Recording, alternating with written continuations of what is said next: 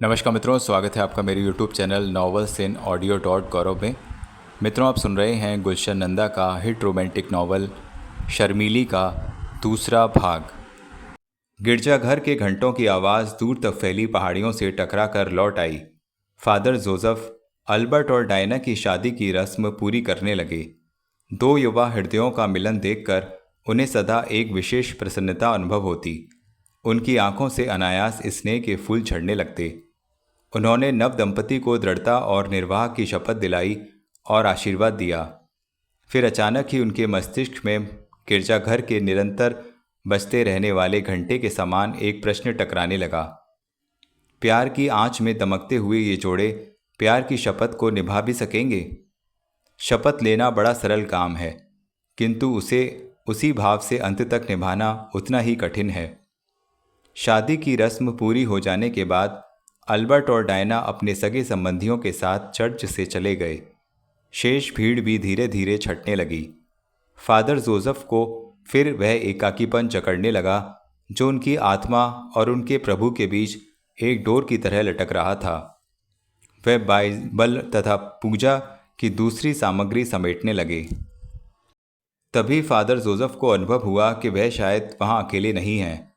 Church भक्तजनों से खाली होता जा रहा था और एक पग ध्वनि उनकी ओर बढ़ती आ रही थी। वह पग ध्वनि उन्हें परिचित सी लग रही थी। उस ध्वनि में प्रेम भी था। फिर वह ध्वनि धीरे धीरे उनके पास आती गई। वह एकाएक पलटे। खुशी के मारे पूजा की माला उनके हाथ से गिरते गिरते बची। आंखों में एक चमक सी पैदा हो गई थी। पलकों में ठहरे आंसुओं में आने वाले का हल्का सा प्रतिबिंब झलका। ओठों पर शब्द मचले और उनके मुंह से थरथराती आवाज़ निकली, बेटा, अजीत। ये शब्द गिरजाघर की दीवार से टकराकर गूंज उठे। कैप्टन अजीत फादर जोसेफ को देखते ही दौड़कर गले लग गया। फादर जोसेफ उल्लास के साथ बोले, न कोई पत्र और न कोई तार। बाबा, अगर पहले से सूचना दे देता तो तुम्हारी आंखों में आशा के जलते हुए दीपक कैसे देख पाता। फादर जोसेफ ने तब उसे स्नेह से भींच लिया और पूजा की बिखरी हुई वस्तुएं समेटते हुए अजीत से एक साथ कई प्रश्न पूछ डाले। आजकल कितने व्यस्त रहते हो? तुम्हारे ऊपर वाले अफसर तुमसे खुश तो हैं? मेजर कब बनोगे? अजीत मुस्कुराया और सब प्रश्नों का ही उत्तर देते हुए बोला, ये बातें आराम से होंगी बाबा। अभी तो बस इतना सुन लो कि 20 दिन की छुट्टी लेकर आया हूँ तुम्हारे पास। ओह, वंडरफुल। कहते हुए उन्होंने अजीत के कंधे से कंधा मिलाया और उसे साथ लिए चर्च से बाहर निकल आए। घर के आंगन में प्रवेश करते ही नौकरानी और उसकी युवा बेटी नीली ने अजीत का स्वागत किया। माँ बेटी खुशी से फूली ना समाई। अजीत ने सिर हिलाकर मुस्कुराते हुए उनके अभिनंदन का उत्तर दिया। वह लिली को ध्यानपूर्वक देखने लगा तो लिली बोल उठी, घूर घूर कर क्या देख रहे हो कैप्टन? 2 बरस में मुझ में कोई खास तब्दीली नहीं हुई। ओह लिली, तुम? मैंने समझा था कि आंटी ने बुढ़ापे में अपनी मदद के लिए कोई और नौकरानी तो नहीं रख ली है। लिली इस पर बिगड़ गई और मुंह बनाने लगी। अजीत उसे मनाने के लिए आगे बढ़ा और सूटकेस खोलकर उसको फ्रॉक का कपड़ा दिखाने लगा। लिली उस कपड़े को छीनकर भाग गई। अजीत रोज़ी के लिए भी एक साड़ी लाया था। रोज़ी ने साड़ी लेकर आशीर्वाद दिया और बोली, अब फटाफट हाथ मुंह धो लो, मैं नाश्ता तैयार कर देती हूँ। बताओ क्या लोगे? कॉफ़ी के साथ टोस्ट और आमलेट। आमलेट 4 अंडों की? नहीं, 6 अंडों की। रोज़ी क्षण भर के लिए गंभीर हुई और फिर हंसते हंसते नाश्ता तैयार करने के लिए चली गई। देखा अजीत, सब कुछ वही है, कुछ भी नहीं बदला। फादर जोसेफ बोले, हाँ बाबा, मैं देख रहा हूँ। वही चर्च, वही आंगन, वही रोज़ी, और आप भी बिल्कुल नहीं बदले। लेकिन तू बदल गया है। मुझे मालूम था कि तू मेरे लिए कुछ नहीं लाएगा।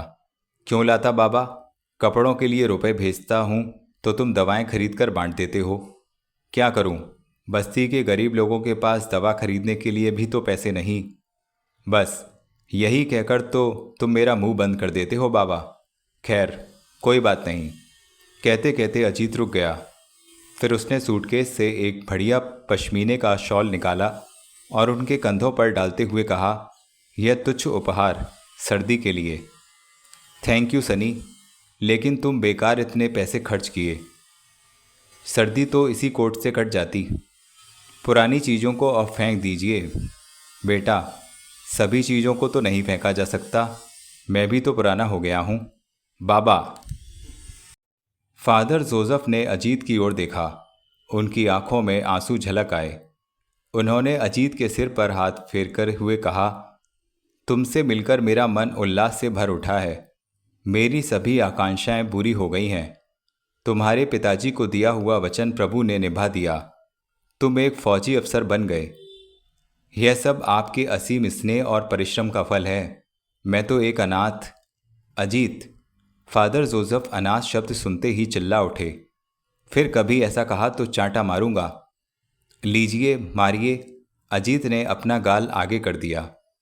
फादर जोसेफ ने प्यार से उसका गाल थपथपाया और कहा, जानता है, अभी चर्च में जब मैं अल्बर्ट और डायना की शादी की रस्म पूरी कर रहा था, तब मेरे मन में बार बार क्या विचार उठ रहा था। अजीत फादर जोसेफ की ओर देखता रहा। मैं सोच रहा था कि अब इस घर में भी एक सुंदर सी बहू आ जाए। विचार तो बुरा नहीं। कोई देख ली है क्या? हाँ, एक भोली सी गुड़िया। कौन है वह? उसकी चिंता मत कर। पहले यह बता, तूने तो कोई नहीं देख ली? बाबा। अरे शर्माता क्यों है? बता, दोस्त समझकर, शुभचिंतक जानकर। सचमुच बता दूं बाबा? अजीत चहका। फादर जोसेफ ने उसकी आंखों में लहराई बिजली को भांपा और गर्दन हिलाकर हाँ कर दी। महीना भर पहले उससे भेंट हुई थी। अजीत झिझकते हुए बोल उठा, गुलमर्ग की बर्फीली पहाड़ियों पर। फिर मैं उसे देखते ही मुग्ध हो गया। वह बड़ी ही सुंदर और हंसमुख थी। फिर छोटी सी मुलाकात घनिष्ठ संबंध में बदल गई।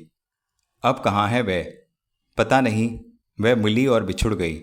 हम एक दूसरे का पता भी नहीं जान पाए। उसने कुछ तो कहा होगा। किसकी बेटी है, कहाँ रहती है? अजीत क्षण भर के लिए सोच में पड़ गया। फादर जोसेफ की आंखों में उत्सुकता झिलमिला रही थी। उन्होंने गंभीर होकर फिर अपना प्रश्न दोहराया, बाबा, वह तो एक सपना था जो आंख खुलते ही छिन्न भिन्न हो गया। कौन जाने वह थी भी या नहीं। अजीत ने हंसते हंसते बताया। ओह। फादर जोसेफ ने संतोष की सांस ली और रुकते रुकते कहा, लेकिन सपनों के सहारे तो जीवन नहीं कट सकता बेटा। हाँ बाबा, नहीं कट सकता। मैंने एक लड़की देखी है, बड़ी भोली। फिर चट मंगनी और पट ब्याह कर दो ना बाबा। अजीत मुस्कुराया। नहीं बेटा, पहले तुम खुद भी देख लो। बाबा, मुझे विश्वास है कि तुम कोई गलत चुनाव नहीं करोगे। बेटा, जीवन संगनी का चुनाव अपनी इच्छा से करने का अधिकार तुम्हें है। मेरा तो सुझाव है, केवल मुझे वह लड़की बहुत अच्छी लगती है। फादर जोसेफ के भोलेपन पर अजीत मुस्कुरा उठा। फिर एकाएक गंभीर होकर वह रोसी की ओर देखने लगा, जो मेज पर नाश्ता लगा रही थी। अगले दिन सवेरे ही फादर जोसेफ अजीत को साथ लिए द्वारकादास के घर जा पहुंचे। उन्हें विश्वास था कि अजीत उनके चुनाव को कभी न ठुकराएगा। द्वारकादास और शांति ने अजीत का स्वागत किया। उसे देखकर शांति की आशाएं उभर आईं और वह मन ही मन कंचन के सौभाग्य के लिए प्रार्थना करने लगी। भगवान, आज निराश न करना।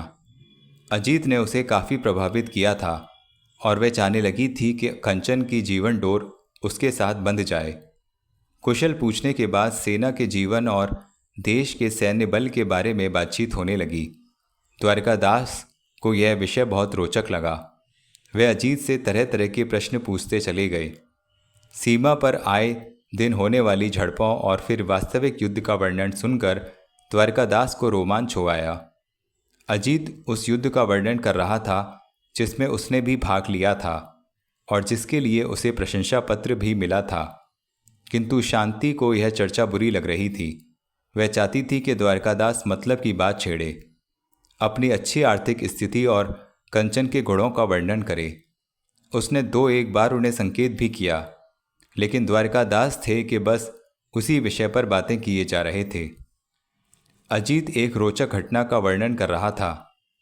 चारों ओर बर्फी बर्फ, नदी, पर्वत, खेत, वृक्ष, सब बर्फ की मोटी चादर में छिपे हुए। मैं और मेरे साथी एडवांस पेट्रोलिंग में बढ़ रहे थे। अचानक ही सामने से फायर हुआ। हम एकाएक वहीं लेटकर बर्फ में धंस गए। तभी मेरी दृष्टि शत्रु की उस टोली पर पड़ी जो उधर से गुजर रही थी। हमने अनुभव किया कि हम रास्ता भूलकर शत्रु के क्षेत्र में पहुंच गए थे। फिर द्वारकादास ने सांस रोकते हुए पूछा। वह बड़े उत्साह से अजीत की बात सुन रहे थे। फिर पलक झपकते ही हमने आक्रमण करके उन्हें ठंडा कर दिया। केवल 5 आदमी थे। शाबाश! द्वारकादास के प्राण लौटे और उनके मुंह से अजीत के लिए प्रशंसा भरे शब्द निकल पड़े। तभी सामने से आवाज़ें आने लगीं। ठिशुं ठिशुं ठिशुं ठिशुं क्या? द्वारकादास ने आश्चर्य से पूछा। गोलियों की आवाज़, फादर जोसेफ ने बताया। अच्छा, फिर क्या हुआ? द्वारकादास ने बच्चों जैसी उत्सुकता दिखाई। गोलियों की बछार होती रही और हम धीरे धीरे छिपते छिपाते अपने क्षेत्र में सुरक्षित आ गए। फिर वह आ गई। अचानक अजीत की जुबान लड़खड़ा गई। उसकी आंखों की पुतलियां फैल गईं और उसके चेहरे पर लालिमा उभर आई। वह चकित सा कंचन को देखने लगा, जो एक रेशमी साड़ी से लिपटी अभी अभी चंपा के साथ भीतर आई थी। बेटा, यही है हमारी कंचन। शांति ने अपने गंभीर चेहरे पर मुस्कुराहट लाते हुए कहा। आओ बेटी। फिर उसने उठकर कंचन को सहारा दिया और अजीत के पास ले आई। अजीत आश्चर्य से उस लड़की को देखे जा रहा था। बिल्कुल वही मूरत, वही सपनों में आने वाली, कोई अंतर नहीं। लेकिन वह इतनी शर्मीली न थी। पर कौन जाने उसका सपना साकार हो रहा हो, भाग्य वह फूल उसकी झोली में डाल रहा हो, वह वही गुलमर्ग वाली लड़की हो जो उसका सुख चैन उड़ा ले गई थी। उसके कानों में कामिनी के पत्र पर लिखे हुए शब्द गूंजे, आपकी का। यह सब सोचकर अजीत मुस्कुरा उठा। उसने अपने सपनों की जमी बर्फ पिघलती सी लगी, जैसे उसने अचानक ही अपना खोया धन पा लिया हो। शांति ने कंचन को अजीत के साथ बिठा दिया। कंचन घबराहट और लाज से सिमटी जा रही थी। बड़ी शर्मीली है। शांति ने अजीत की उलझन को दूर करना चाहा। जी हाँ, आजकल कॉलेज का वातावरण तो दूसरा होता है, लेकिन घर में लज्जा ही स्त्री का गहना होना चाहिए, अजीत ने मुस्कुराते हुए कहा। वाह वाह, क्या लाख रुपए की बात कह दी तुमने बेटा, द्वारकादास बोल उठे। इस पर सभी हंस पड़े। हंसी के शोर की ओट लेकर अजीत ने कंचन के कानों में कहा, घबराइए नहीं, मैं यहाँ कुछ भी कहने वाला नहीं हूँ। क्या कहा बेटा? द्वारकादास ने पूछा। मैं पूछ रहा था, पढ़ाई कब तक चालू रखने का विचार है? ओ पढ़ाई। द्वारकादास कुछ झेप से गए। वह सोच ही रहे थे कि क्या बोलें, तभी कंचन की माँ ने उनकी सहायता की। अरे बेटा, लड़कियों के लिए घर गृहस्थी का ज्ञान ही सबसे बड़ा ज्ञान है, सबसे बड़ी शिक्षा है। वैसे कंचन के डैडी को सादापन भला लगता है, लड़कियों का सौंदर्य इसी में है। इस सादगी पे कौन न मर जाए ए खुदा, लड़ते हैं और हाथ में। अचानक ही अजीब के ओठों पर यह शेर उभर आया और वह दूसरी पंक्ति गुनगुनाते गुनगुनाते रुक गया। फिर वह क्षमा मांगते हुए बोला, सॉरी बाबा, ना जाने क्यों मुझे यह शेर याद आ गया। वास्तव में मैं कहना चाहता था कि मुझे खुद भी सादगी पसंद है। सादगी मुझे भी पसंद है। द्वारकादास फिर उछले और पत्नी की तीखी दृष्टि का सामना करते ही चुप हो गए। चंपा इतने में चाय लेकर आ गई। शांति ने चाय का प्याला अजीत की ओर बढ़ा दिया। अजीत ने वह प्याला कंचन की ओर बढ़ाया और गहरी दृष्टि से उसे देखते हुए कहा, आप लीजिए। जी हम चाय नहीं पीते, वह घबराई सी बोल उठी। सच? कभी नहीं पी? जी, एक बार पी थी बस, कंचन लड़खड़ाई आवाज़ में बोली। तो फिर आज दूसरी बार भी पी लीजिए बस। कंचन ने कांपते हाथों से प्याला थाम लिया। उसकी कपकपाहट को अजीत ने किसी और रंग में लिया। उसने सोचा कि गुलमर्ग की भेंट को छिपाए रखने के उद्देश्य से वह बन रही है। वह शायद डर रही है कि अजीत कहीं उसकी चोरी की कहानी ना सुना बैठे। अजीत इस स्थिति का आनंद लेने लगा और घबराहट से कंचन के कांपते हाथों में प्याला बजने लगा। आप इतनी नर्वस क्यों हो रही हैं? अजीत ने धीरे से पूछा। शांति ने उसकी बात सुन ली और झटपट बोल उठी। यह मौका ही कुछ ऐसा होता है, इस समय कौन लड़की ना घबरा जाएगी। फिर वह कंचन के गुणों को उंगलियों पर गिनते हुए बोली, सुशील स्वभाव, बच्चों के समान निर्मल और कोमल हृदय, खाना पकाने में कुशल, और और सबसे बड़ा गुण बताना तो तुम भूल ही गईं, मधुर आवाज़। द्वारकादास ने पत्नी की बात को बीच में काटते हुए कहा। हाँ, यह बहुत अच्छा गाती है। शांति ने पति की बात का समर्थन किया। अजीत को कविता का शौक है और कंचन को गाने का। एक दूसरे की पूर्ति हो जाएगी, चांद चार लग जाएंगे, फादर जोसेफ ने प्रसन्नता के साथ कहा। अब तक फादर जोसेफ चुप बैठे उनकी बातें सुन रहे थे। अजीत संकोच से कंचन को देखे जा रहा था। उसके मन में कामनी लहरा रही थी, जो उस रात चोरी करने आई थी। तो सुनाइए कोई चीज़, कोई गीत, उसने कंचन से कहा। हाँ बेटी, सुना दो वही गीत जो तुम उस दिन गा रही थी, द्वारकादास ने बेटी को प्रोत्साहित किया। कंचन एकाएक घबरा गई। फादर जोसेफ ने उसकी घबराहट का अनुमान लगाते हुए कहा, तुम आर्मी वाले बड़े स्मार्ट होते हो। मैंने कहा लड़की देखने चलो और तुमने इंटरव्यू ले डाला। अब गाने की मांग रख दी। रहने दो बेटी, गाना सुनने सुनाने के लिए पूरा जीवन पड़ा है। उन्होंने बड़े स्वाभाविक ढंग से कंचन की कठिनाई दूर कर दी और उठने का संकेत कर दिया। कंचन चंपा के संग चली गई। अजीत का ध्यान उसकी चाल पर गया तो शांति ने झट से मिठाई की प्लेट उसके आगे कर दी। अजीत ने मावे का एक लड्डू उठाया और मुस्कुराकर मुंह में डाल लिया। क्यों बेटा, क्या सोचा तुमने? द्वारकादास ने पूछा। हाँ, कैसी लगी हमारी बेटी? अजीत की ओर देखकर शांति ने धड़कते हृदय से प्रश्न किया। आपकी बेटी? अजीत लड्डू खाते खाते कुछ बौखलाया सा बोला। उसे देख लेने का आग्रह तो बाबा का था, वरना जो उन्हें अच्छा लगे उसे मैं अस्वीकार कभी नहीं कर सकता। क्यों द्वारिका, मैं कहता था ना, मेरा बेटा कभी इनकार ना करेगा। फादर जोसेफ ने प्रसन्नता व्यक्त करते हुए मित्र की पीठ थपथपाई। सबके चेहरों पर प्रसन्नता के फूल खिल उठे। बाहर किवाड़ की ओट में कंचन सिमटी लजाई खड़ी यह सुन रही थी। क्या यह युवक भी मुझे अस्वीकार कर देगा? शंका और भ्रम ने उसके मस्तिष्क को घेर रखा था। अजीत की बात सुनकर वह रोमांचित हो गई। उसे लगा जैसे एकाएक समस्त वातावरण में सुगंध भर गई हो। उसके मन में खुशी की फुलझड़ियाँ छूटने लगीं। वह अचानक स्वतंत्र हुए पंछी की तरह तेजी से भाग निकली। कंचन मुस्कुराते हुए अपनी बगिया में आई और झूले में लेटकर झूलने लगी। धरती, आकाश, संपूर्ण ब्रह्मांड उसके हृदय की तरंग के संग नाचने लगा। फिर उसने एकाएक अपना झूला रोका और पिंजरे में बंद तोते से कहने लगी, क्यों मिट्ठू, तू सोच रहा होगा कि हम पागल हो गए हैं।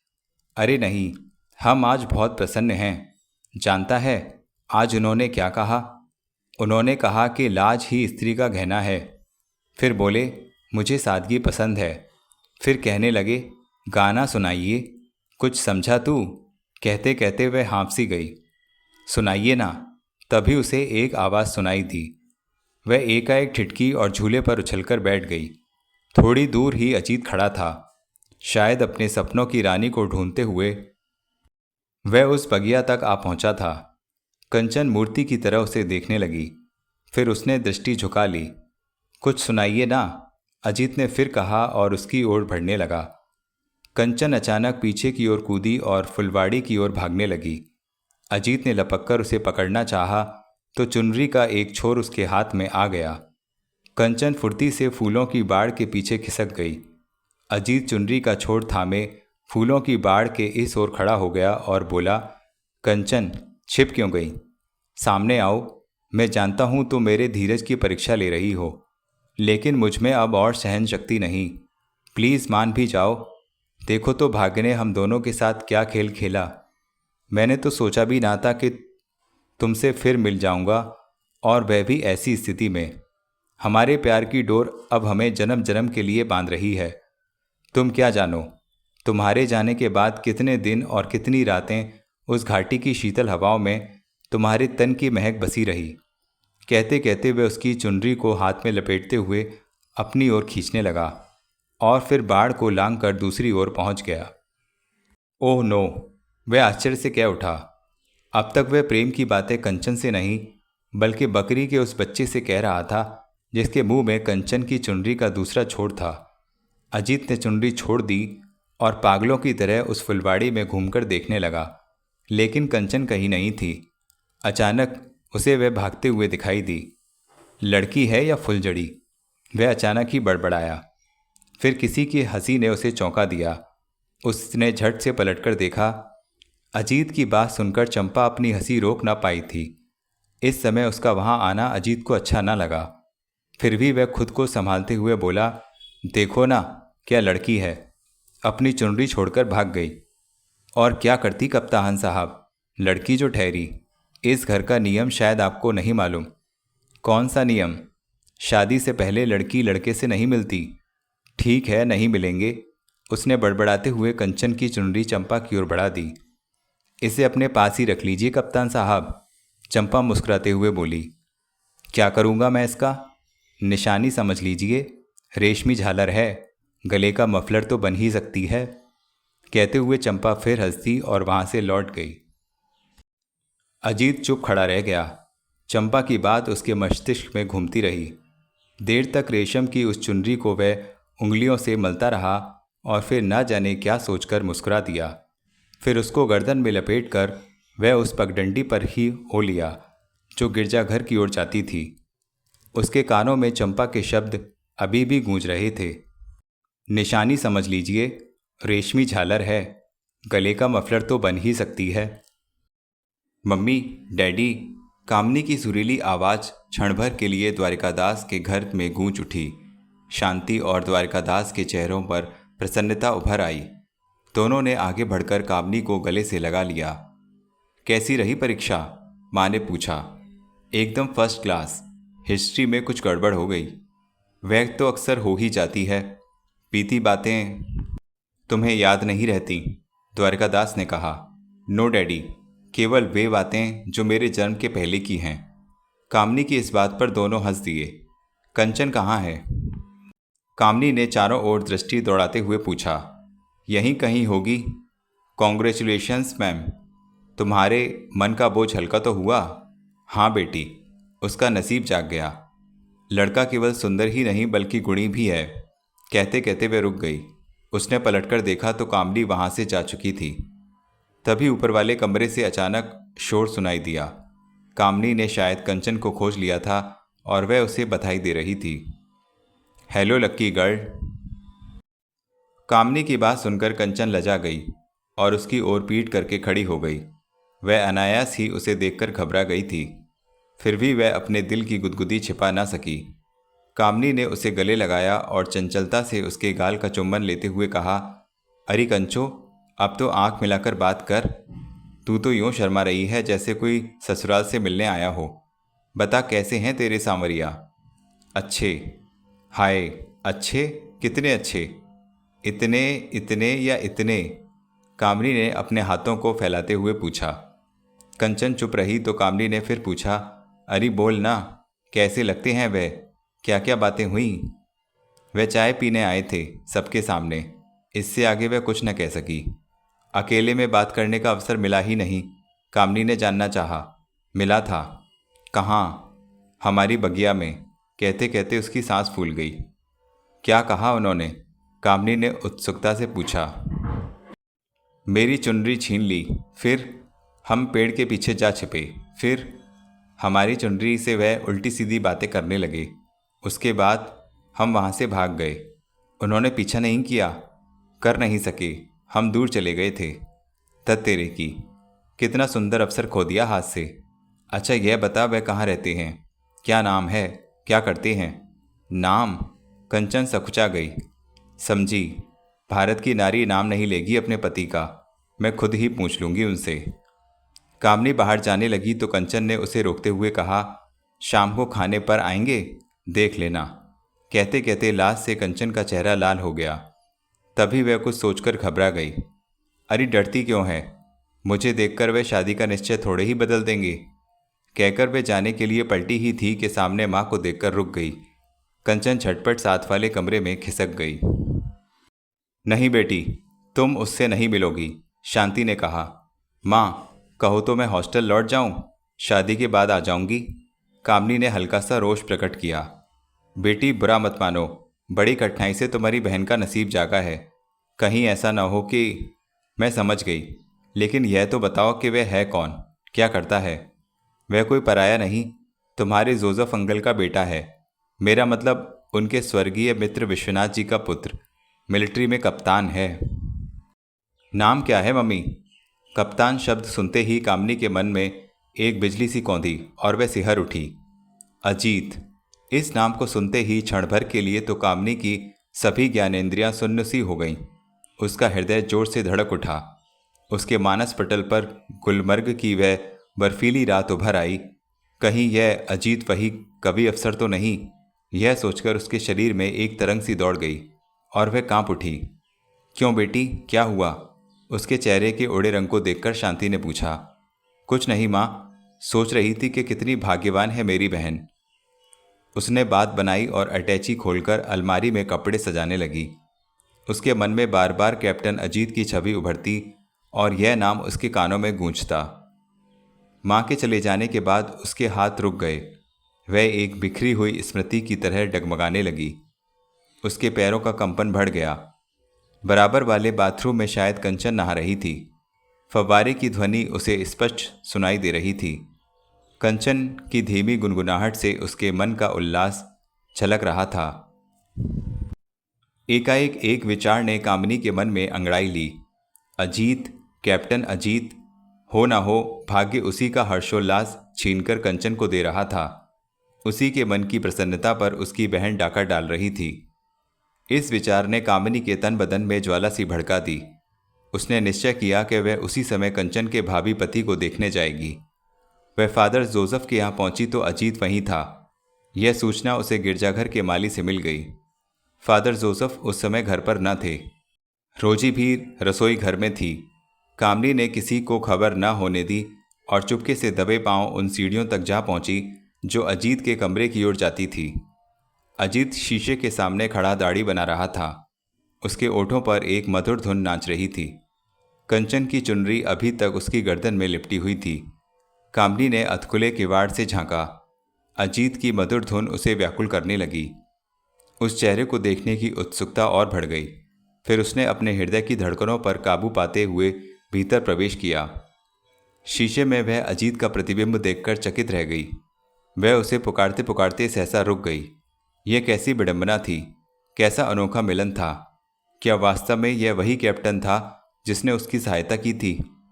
अचानक अजीत ने अनुभव किया कि कमरे में कोई और भी है। उसने पलटकर देखा। दोनों की आंखें चार हुईं। अजीत का चेहरा खिल उठा और उसके ओठों पर चंचल मुस्कुराहट नाचने लगी। लेकिन कामिनी पर एक बिजली सी गिरी। उसने शीघ्र ही संभलने का प्रयत्न किया। मैं जानता था कि तुम आओगी। अजीत ने मौन भंग किया। वह कैसे? कामिनी ने धीमी और बुझी हुई आवाज में पूछा। अपनी चुनरी लेने? वह तो आपके गले का मफलर बन गई। हाँ कंचन, लेकिन जानती हो मुझे क्या अनुभव हो रहा है? कंचन का नाम सुनकर उसकी धमनियों में फिर बिजली सी तरंग दौड़ गई। क्या अनुभव हो रहा है? कामिनी ने संभलकर पूछा।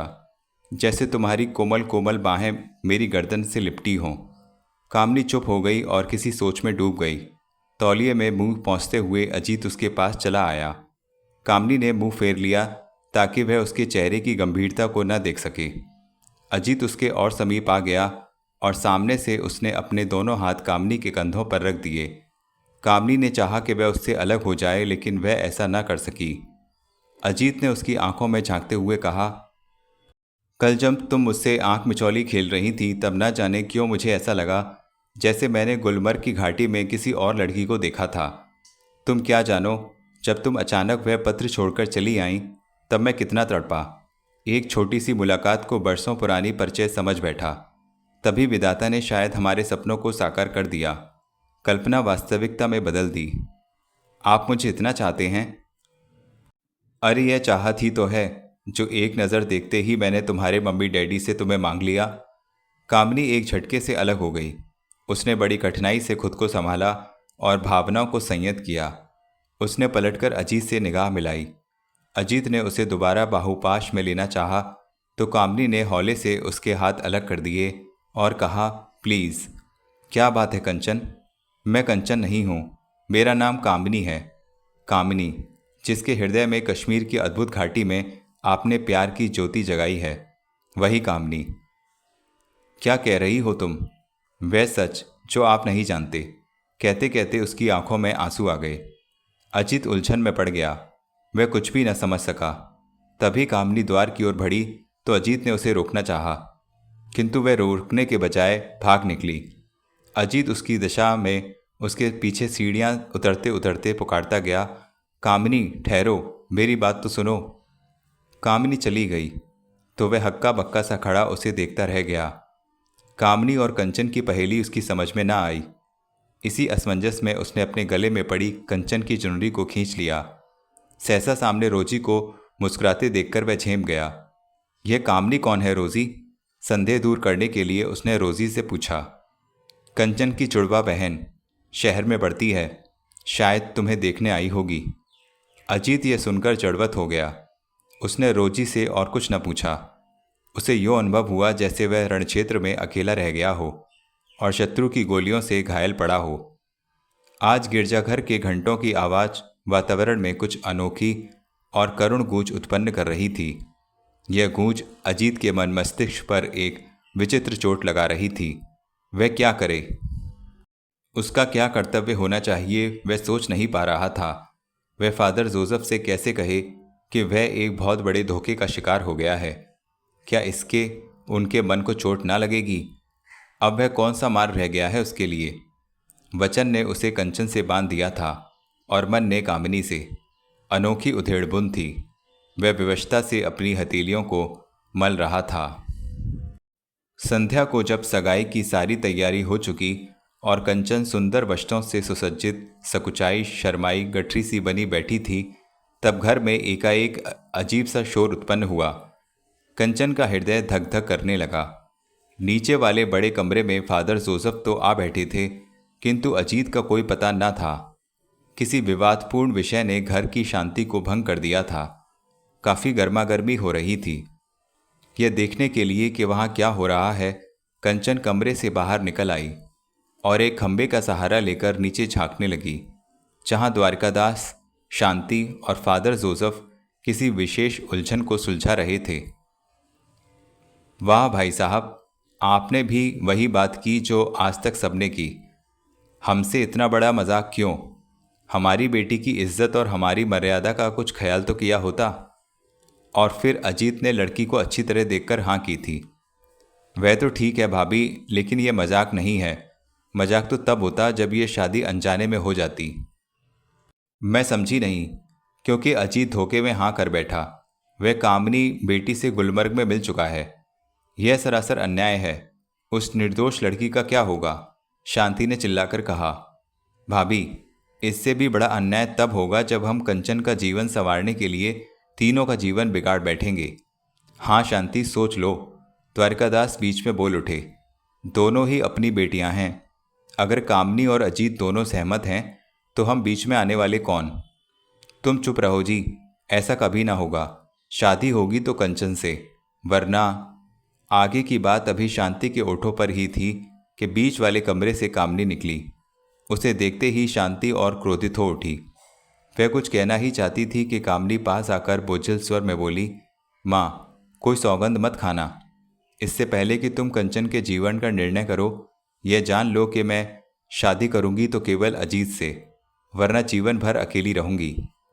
इतना कहकर वह किसी की ओर देखे बिना झट बाहर चली गई। तीनों चकित से चुपचाप उसे देखते रहे। शांति ने द्वारकादास की ओर क्रोध भरी दृष्टि से देखा। उनकी आंखों में दुख था, विवशता थी। फादर जोसेफ कुछ देर चुपचाप उनकी ओर देखते रहे। भाभी, मैं शर्मिंदा हूँ और माफ़ी मांगता हूँ। जिस बेटी के हाथों पर मेहंदी रची देखने की मेरी अधिक अभिलाषा थी, आज मैं उसी के रंग नोच रहा हूँ। लेकिन मुझे अपने प्रभु पर विश्वास है। वह मेरी यह कामना एक दिन ज़रूर पूरी करेगा। मैं ही कंचन के लिए उसका देवता खोजकर लाऊंगा। यह भार मेरे सिर पर रहेगा। कंचन खंबे से चिपकी यह वार्तालाप सुन रही थी। भाग्य ने कितना विचित्र खेल खेला था उसके साथ। आंधी के एक ही झोंके से उसकी आशाओं की गगनचुंबी अट्टालिका धरती पर आ गिरी थी। उसे यूं लग रहा था जैसे किसी ने उसे बर्फ के ढेर में गाड़ दिया हो। वह चुपचाप खड़ी शून्य में ताक रही थी। पास खड़ी चंपा ने उसे धीरज बंधाना चाहा तो वह हंस पड़ी। द्वारकादास, शांति और फादर जोसेफ ने उसकी पागलों जैसी हंसी को सुना तो आश्चर्य से ऊपर की ओर देखने लगे। फिर द्वारकादास और शांति उठकर ऊपर की ओर भागे। चंपा ने कंचन को पकड़ रखा था। कंचन ने जोर लगाकर खुद को छुड़ा लिया और अपने कमरे में भाग गई। द्वारकादास और शांति के पहुंचने से पहले ही उसने भीतर से किवाड़ बंद कर लिए और एक एक करके सभी गहने उतारकर फेंक दिए। उसने अपने कीमती कपड़े फाड़ दिए और बालों को बिखेर लिया। फादर जोसेफ भी ऊपर आ गए। भीतर से कंचन के रोने और पागलों की तरह चीखने चिल्लाने की आवाज़ें आ रही थीं। शांति ने दरवाज़ा खटखटाया, लेकिन कंचन ने कोई जवाब न दिया। उसने दरवाज़ा तोड़ने का सुझाव रखा तो फादर जोसेफ बोले, उसे जी भरकर रो लेने दो। अगर उसे रोने ना दिया गया तो यह दुख दीमक बनकर उसे खा जाएगा। कुछ देर तक सभी मौन खड़े दुखी दृष्टि से उस बंद दरवाजे की ओर देखते रहे, फिर नीचे लौट आए। कंचन के आंसू कामिनी के प्यार के मोती बन गए। उसके हृदय की पीड़ा उसकी जुड़वा बहन की धड़कनों की संगति बन गई। कामिनी को इस बात का आभास तो था कि कंचन के मन को ठेस पहुंचेगी, लेकिन वह यह भी जानती थी कि भावनाओं में बहकर अगर वह इस अवसर को छोड़ देगी तो जीवन भर का दर्द ले लेगी। यह उसके जीवन का महत्वपूर्ण मोड़ था। अगली संध्या को उसने अजीत को बुलाया, दूर एक ऐसे स्थान पर जहां उनके प्यार को कंचन की नज़र न लगे।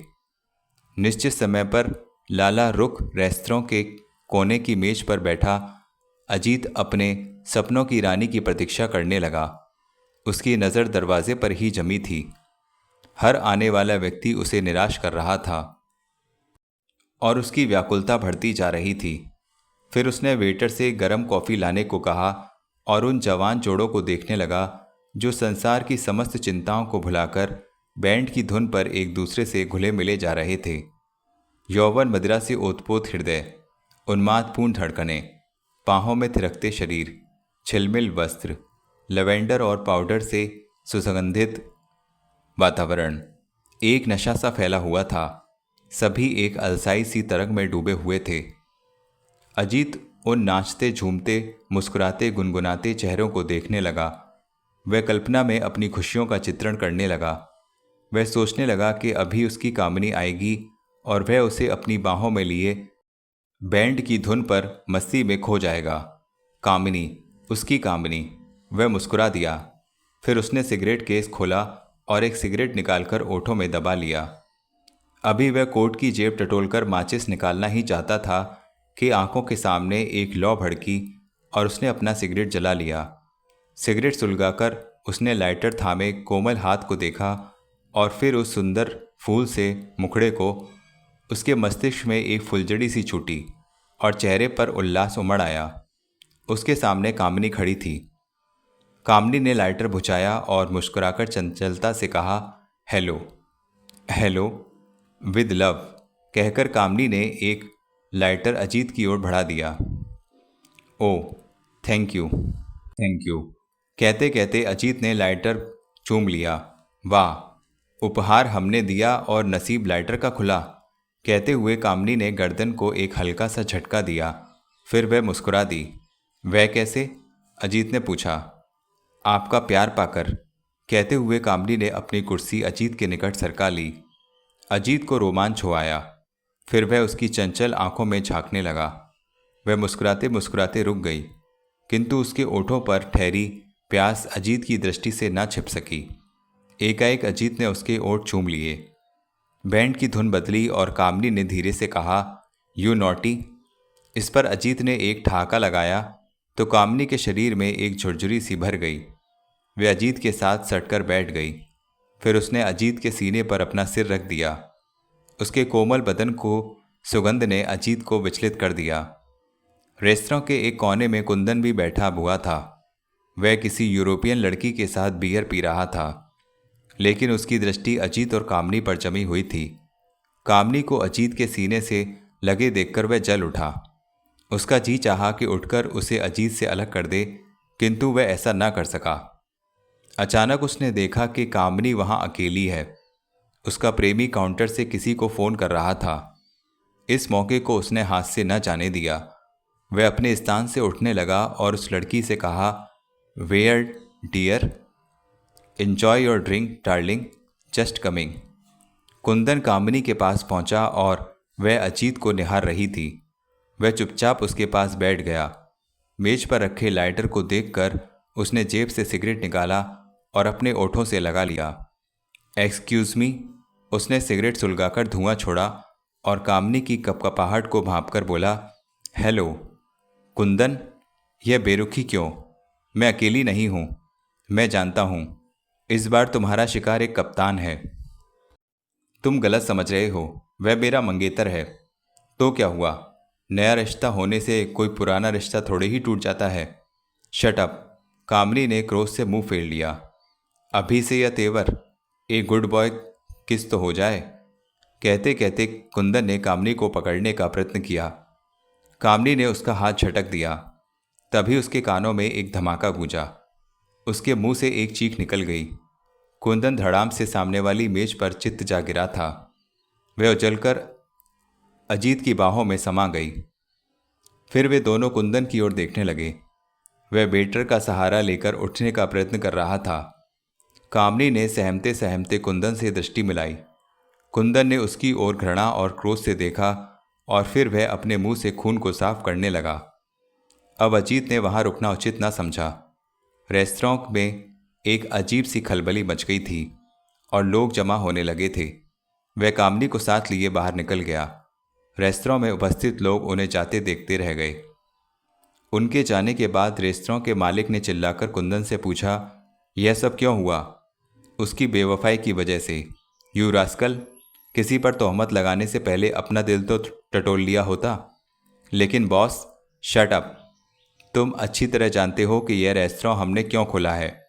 तुम्हारी जरा सी भूल किए क्रैक पर पानी फेर सकती है। आई एम सॉरी बॉस, कहकर कुंदन नीची निगाह किए अपनी सीट पर जा बैठा। कामिनी के विवाह की शुभ घड़ी निकट आती जा रही थी। केवल 6 दिन बाकी रह गए थे। इन दिनों उसे किसी और काम के लिए अवकाश न था। वह अपने मम्मी डैडी के साथ दहेज की तैयारी में लगी थी। द्वारकादास अपनी बेटी का विवाह बड़ी धूमधाम से रचाना चाहते थे ताकि उनके दिल का कोई अरमान रह ना जाए। उनकी पत्नी भी नए डिज़ाइनों के आभूषण और कपड़े बनवाने में व्यस्त थी। इस पर भी कहीं एक कांटा सा गड़ा हुआ था। खुशियों को ग्रहण सा लगा हुआ था। जब भी वे कंचन के बारे में सोचते तो एक दर्द उनकी आत्मा की गहराई में उतर जाता। एक पीड़ा उनके मस्तिष्क को झंझोड़कर सारी खुशियों और कामनाओं को मटियामेट कर देती। यूं तो द्वारकादास जीवन में न जाने कितनी बार अपनी बेटी कंचन के बारे में सोचकर दुखी हुए थे, लेकिन अब यह दुख उनके मन का बोझ बन गया था। अब वह उस अभागिन से आंखें तक न मिला पाते थे। इसलिए शायद उन्होंने इस अवसर पर उसे उसकी ननिहाल भिजवा दिया था। कामिनी को भी इस बात का दुख था, लेकिन वह उसे सुखी बनाकर अपना जीवन हमेशा के लिए दुखी न बनाना चाहती थी। अजीत अब उसकी ऐसी कमजोरी बन गया था कि वह उसे किसी भी मूल्य पर छोड़ने के लिए तैयार न थी। द्वारकादास ने मोतियों का कीमती हार उसकी ओर बढ़ाया तो उनकी पलकें आंसुओं से भीग गईं। उन्हें पिछली दिवाली याद आ गई, जब वह यह हार कंचन के लिए लाए थे। तब उनकी पत्नी ने हार को संभालकर रख दिया था और कहा था, उसे देकर क्या करोगे? नादान है, कहीं जंगल में खो देगी। कीमती हार है, विवाह में काम आ जाएगा। उस दिन से आज तक हार तिजोरी में बंद रहा था। क्या सोच रहे हैं डैडी? कामिनी ने उन्हें गंभीर देखा तो पूछ बैठी। द्वारकादास चौंके और बोले, कुछ नहीं, बस मैं तो तुम्हारे बारे में ही सोच रहा था। मेरे बारे में? सच? कामिनी ने धीरे से कहा। हाँ, मैं सोच रहा था कि यह हार तुम्हारे गले में कैसा लगेगा। द्वारकादास ने बात बनाई। तो इसमें सोचने की क्या बात है, मैं अभी पहनकर दिखा देती हूँ। कहते कहते कामिनी ने वह हार अपने डैडी के हाथ से छीन लिया और पहनकर अपने आप को दर्पण में निहारने लगी। द्वारकादास ने एक पल कामिनी की ओर देखा। डैडी, यू आर ग्रेट, कामिनी चहककर बोली। यह सुनकर द्वारकादास मुस्कुराए। उनकी पलकों में छिपे आंसू भी मुस्कुरा दिए, लेकिन दिल का दर्द ज्यों का त्यों बना रहा। जानती है, तेरे जाने के बाद मेरा क्या होगा जानती हो डैडी? बता, आप जब भी उदास होंगे सीधे मेरे घर चले आएंगे। नहीं कामिनी, बेटियां ससुराल जाती हैं तो उनके साथ माँ बाप की सिर्फ दुआएं जाती हैं, वे खुद नहीं जाते। तभी बाहर आहट हुई। दोनों ने पलटकर देखा। एक आदमी अपने हाथों में गुलदस्ता थामे अंदर आ रहा था, कामनी देवी के लिए। इससे पहले कि द्वारकादास उससे कोई प्रश्न पूछते, उसने वह गुलदस्ता कामनी की ओर बढ़ा दिया। किसने भेजा है? लेकिन उत्तर सुनने से पहले ही कामनी ने झपटकर वह गुलदस्ता ले लिया। गुलदस्ते के साथ एक पत्र भी था। उस पर अजीत का नाम लिखा देखकर कामनी ने जल्दी से उसे अपनी मुट्ठी में भींच लिया। किसका है? द्वारकादास ने समझकर भी नासमझ बनने का प्रयत्न किया। अजीत बाबू ने भेजा है, गुलदस्ता लाने वाले ने बताया और पलटकर जल्दी जल्दी जाने लगा। कामनी अपने कमरे में चली गई तो द्वारकादास ने आगे बढ़कर उस आदमी को रोका और फिर 5 रुपए का नोट उसकी हथेली पर रख दिया। उस आदमी ने दृष्टि उठाकर उनकी ओर देखा और सलाम करके चला गया। कौन था वह? तभी शांति ने वहां आकर पूछा। शांति की आवाज़ सुनकर द्वारकादास चौंक पड़े और पलटकर उसकी ओर देखने लगे। मैं पूछ रही हूं वह कौन था? शांति ने उनकी ओर तेज नज़रों से देखा। फूल बेचने वाला। यहाँ किस लिए आया था? तुम्हारे होने वाले दामाद ने तुम्हारी बेटी के लिए फूल भिजवाए हैं। लेकिन क्यों? तुमने विवाह से पहले उनका मिलना जुलना तो बंद कर दिया, लेकिन पत्रों के आने जाने पर तो पहरा नहीं बिठा सकते। द्वारकादास के ओठों पर शोक मुस्कुराहट देखकर शांति ने मुंह बना लिया। वह जाने लगी तो द्वारकादास ने उसे रोक लिया और धीरे से उसके कान में कहा, याद है अपना जमाना? न जाने क्या क्या भेजा था मैंने शादी से पहले। दिमाग तो नहीं चल गया तुम्हारा इस बुढ़ापे में? शांति ने अपने पति को झड़क दिया। फिर वह अंदर चली गई। कामनी ने अपने कमरे का दरवाज़ा अंदर से बंद किया और पलंग पर लेटकर अजीत का पत्र दिलचस्पी से पढ़ने लगी। अजीत ने पत्र में अपनी व्याकुलता प्रकट की थी। कामनी डार्लिंग, वैसे तो मैं हमेशा अकेला रहा हूँ, लेकिन जब से तुम मिली हो यह अकेलापन मुझसे काटने लगा है। क्या यह संभव नहीं कि तुम आज शाम को मुझसे मिल सको? नागिन लेक वाले पार्क में ठीक 5 बजे। तुम्हारा अजीत। कामनी ने अजीत का प्रेम पत्र पढ़ा और वह उसके भेजे हुए फूलों को बार बार चूमने लगी। पत्र को उसने कई बार पढ़ा और फिर सीने से लगा लिया। कामनी की सांसों की गति के साथ पत्र भी लरचने लगा। फिर उसने घड़ी की ओर देखा। अभी केवल 3 बजे थे। 2 घंटे किस तरह बीतेंगे, वह सोचने लगी और अजीत के ख्यालों में खोई पलंग पर लेटी रही। गुलदस्ते के फूलों से कमरा महक रहा था। उसने उन्हें एक बार फिर सूंघा और उनकी पत्तियों की दांतों से कुतरने लगी।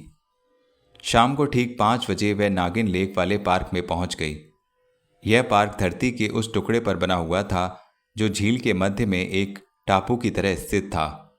यह पार्क अधिकतर सुनसान रहा करता था, इसलिए नौजवान जोड़े वहां आकर बैठ जाते थे। शहर के शोर से दूर यह पार्क रोमांस के लिए बड़ा ही उपयुक्त था। जिस समय कामनी वहां पहुंची उस समय भी वहां कोई आदमी दिखाई न दे रहा था। वह बेचैनी से पेड़ों की छांव तले अजीत को खोजने लगी, लेकिन अजीत का कोई पता न था। कामनी ने घड़ी की ओर देखा और सोचने लगी कि अब तक अजीत को वहां आ जाना चाहिए था। वह समय का बड़ा पाबंद था। आर्मी के अनुशासन का उस पर पूरा प्रभाव था। कामनी को समझ में न आया कि वह क्यों नहीं आया। तभी उसकी दृष्टि एक पेड़ के तने तक जाकर रुक गई। अजीत उससे पीठ लगाए उसका इंतजार कर रहा था। वह झील के पानी में छोटे छोटे कंकड़ फेंकते हुए सिगरेट के गहरे गहरे कश ले रहा था, जिससे उसकी बेचैनी प्रकट हो रही थी। कामनी आहट किए बिना उस पेड़ तक चली गई। अजीत को उसके आने का कोई पता न चला। कामनी ने सोचा कि कोई शरारत की जाए। यह सोचकर वह धीरे धीरे अजीत के बिल्कुल पास पहुंच गई। फिर उसने जैसे ही अजीत की आंखों को ढांपने के लिए अपने हाथ आगे बढ़ाए, वैसे ही वह अचानक चौंक उठी। उसके हाथ फैले ही रह गए। उसके दिल में एक अज्ञात भय समा गया। उसी समय सामने बैठा व्यक्ति पलटा और कामनी के मुंह से चीख निकल गई। वह उसका अजीत न था बल्कि कुंदन था। तुम? कामनी की आवाज़ में कंपन था। यहाँ मेरा आना तुम्हें शायद अच्छा नहीं लगा, समझी? तुमने मुझे अजीत के नाम से धोखा दिया है। क्या करूं? प्यार में सब कुछ चलता है, कहते कहते कुंदन मुस्कुरा था। फिर प्यार भी तो एक धोखा है। कल तक वह मेरी बाहों में था, आज अजीत की बाहों में जा लिपटा। लेकिन अब मेरी उससे सगाई हो गई है, तो क्या हुआ? यह सगाई पहले मुझसे होने वाली थी। यह झूठ है। मेरा तुमसे कोई संबंध नहीं, कोई रिश्ता नहीं, कोई नाता नहीं, कामली ने चिल्लाते हुए कहा। फिर वह जाने के लिए पलटी। कुंदन ने लपककर उसका रास्ता रोक लिया और कहा, जाने से पहले यह तो बता दो कि तुम्हारे प्रेम पत्र और कुछ चित्र तुम्हारी शादी से पहले पेश करूं या बाद में? तुम मुझे ब्लैकमेल करना चाहते हो? कुंदन ब्लैकमेल में नहीं, प्यार के मेल में यकीन रखता है। कहते कहते कुंदन ने आगे बढ़कर कामनी को पकड़ लिया। कामनी एक झटके से उसके साथ अलग हो गई और जैसे ही वह दोबारा उसकी ओर लपका, उसने कुंदन के गाल पर एक तमाचा जड़ दिया। तमाचा खाते ही कुंदन क्रोधित हो उठा। उसका चेहरा तमतमा गया। वह एक बाज की तरह कामनी पर झपटा। उसने उछलकर कामनी को अपनी बाहों में जकड़ लिया। बेबस कामनी चीखने चिल्लाने लगी, लेकिन वहां कोई होता तो उसकी सहायता के लिए आता।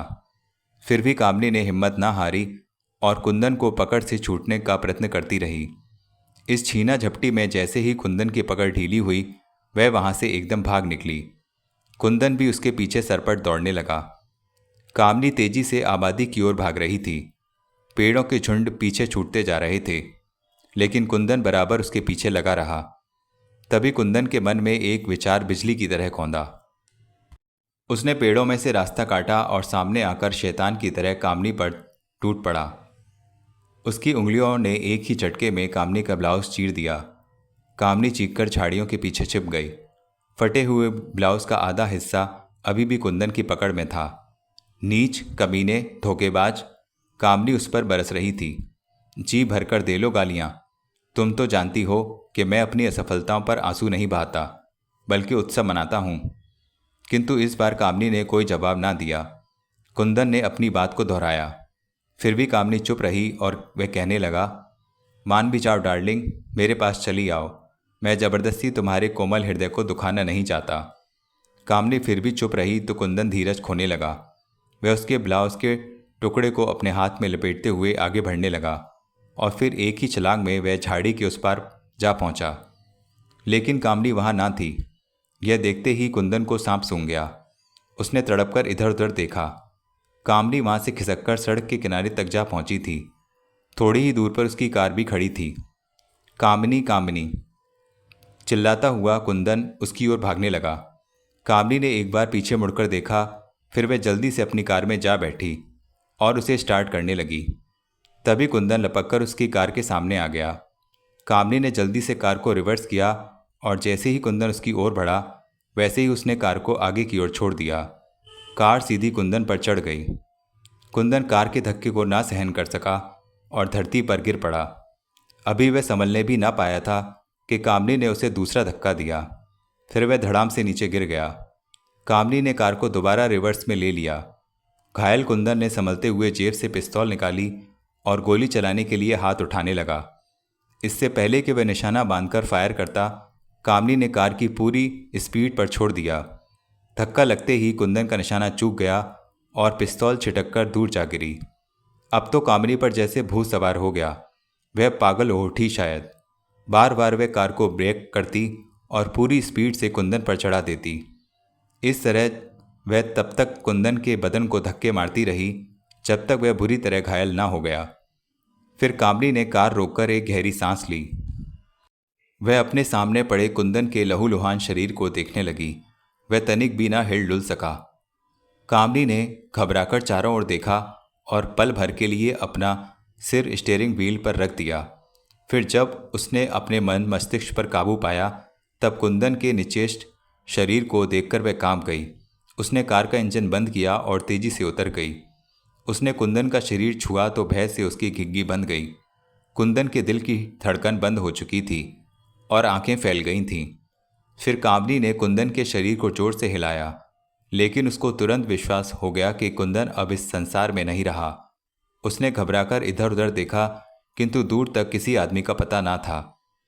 थोड़ी देर तक कामनी चुपचाप खड़ी रही। उसकी समझ में ना आया कि अब क्या करे।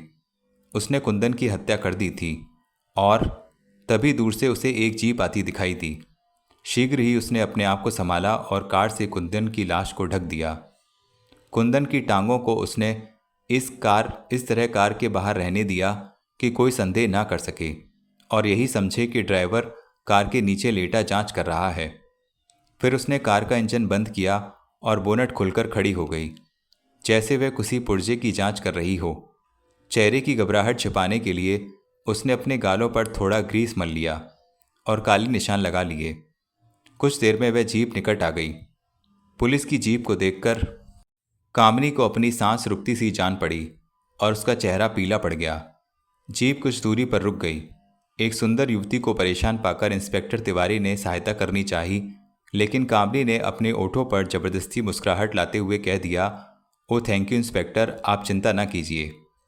इंस्पेक्टर ने मुस्कुराहट का उत्तर मुस्कुराहट से दिया और कार के नीचे किसी को देखकर बोल उठा, आप अकेली नहीं हैं, ये खुशी की बात है। फिर वह अपनी जीप की ओर बढ़ गया। जाते जाते उसने हाथ हिलाया तो कामिनी ने भी उत्तर में हाथ हिला दिया। जीप नज़रों से ओझल हो गई तो वह फिर इंजन पर झुक गई। झुके झुके ही उसने इधर उधर देखा और बोनट को गिरा दिया। कुंदन की लाश को खींचकर उसने बाहर निकाला और बड़ी कठिनाई से उठाकर कार की अगली सीट पर इस तरह बिठा दिया कि बाहर से देखने पर वह लाश दिखाई न दे। फिर उसने कार स्टार्ट की और थोड़ी दूर पर रोक दी। खून के निशान साफ किए और उस स्थान पर खड़ी हो गई जहां कुछ देर पहले कुंदन की लाश खड़ी थी। वहां धरती पर खून के अनेक धब्बे पड़े हुए थे। कामिनी ने मिट्टी जमा की और जल्दी जल्दी उन धब्बों पर बिछा दी। फिर वह कार की डिक्की से तेल का डिब्बा ले आई और वहां तेल छिड़क दिया ताकि किसी को संदेह ना हो। यह काम उसने इतनी हिम्मत और फुर्ती से किया जैसे वह खुद ना कर रही हो और कोई अज्ञात शक्ति उसकी सहायता कर रही हो। अब वह कार में बैठ गई और तेजी से भागने लगी। कुछ आगे जाकर उसने पक्की सड़क छोड़ दी और कच्ची सड़क पकड़ ली, जो झील के साथ साथ जंगल में बड़ी दूर तक निकल गई थी। हर पल वह कार की स्पीड बढ़ाती जा रही थी। कुंदन की लाश को वह जंगल में किसी सुनसान जगह पर छोड़ देना चाहती थी। कामिनी ने कुंदन की लाश की ओर एक बार देखा और कार की स्पीड बढ़ाती चली गई। तो मित्रों, इस प्रकार शर्मीली का दूसरा भाग समाप्त हुआ। आशा करता हूँ आपको ये कहानी अवश्य पसंद आ रही है, तो कमेंट में हमें लिखकर ज़रूर बताइए और वीडियो को लाइक कीजिए। चैनल सब्सक्राइब नहीं है तो चैनल को सब्सक्राइब का बटन दबाएं और उसके बाद घंटी का बटन दबाएं ज़रूर, ताकि आपको अगले नोटिफिकेशन मिलते रहें। और हमारे चैनल को ध्यान रखें, novels in audio.gaurav। धन्यवाद।